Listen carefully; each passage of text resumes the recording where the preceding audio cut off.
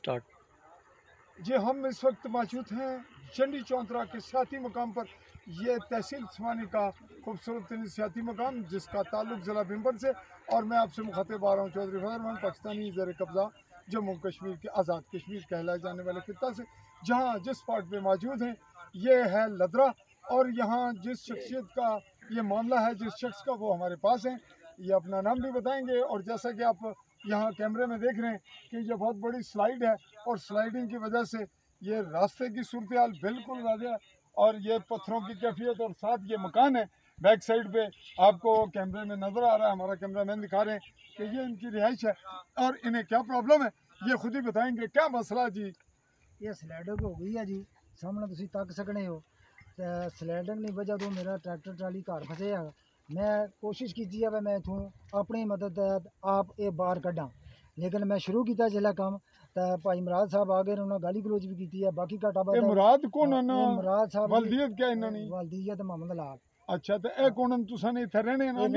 ये आंडी गुआंढी ओ क्या आखने ना? वो आखने ने असी ये सड़क ना बना देंगे तुसा की, ये तुसा की पत्थर ना बनन देंगे, और माड़े पर जाके एफिडेविट दे आए, दरखास्त दे आए मेरे। अच्छा, चौकी पुलिस थाना। थाना। अच्छा, ये दसो भी और रोड बना क्यों करने उन्होंने कोल क्या ग्राउंड क्या है? उन्होंने कोल ग्राउंड हैगा, क्या ग्राउंड है वो ही दस सकने, ये मैं ना दस सकना। नहीं, मलकीयत है उन्होंने विच कोई ये हो सकना उन्होंने कोई मलकीयत कराई है, लेकिन हुन किस तरह आई भाई स्लाइड तो बाद किधर आ गई? जंगलात हो सकना नहीं, स्लाइड तो बाद इन्ना की कोई प्रॉब्लम हो गई है, मैं समझ नहीं आई क्यों हो गई है प्रॉब्लम। कोई सियासी मामला तो नहीं विच कोई इंतकामी? कोई पता नहीं सियासी मामला या क्या है, लेकिन ये दरखास्तबाजी कर रहे हैं हमारे पर।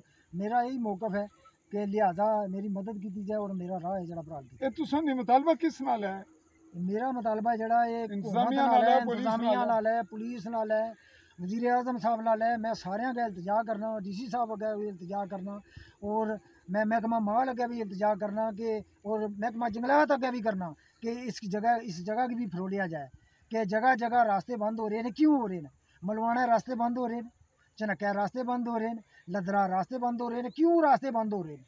इस चीज़ और ट्रक क्या ना है जड़ी बुन है जगह त्रखड़ उत्थे भी रास्ता बंद है। क्यों रास्ते बंद हो रहे हैं? क्या वजह की? तुसा ना और कुछ आखना चाहते हो? गल करो जी। मैं और कोई गल ना आखना चाहना, मेरी इल्तजा है।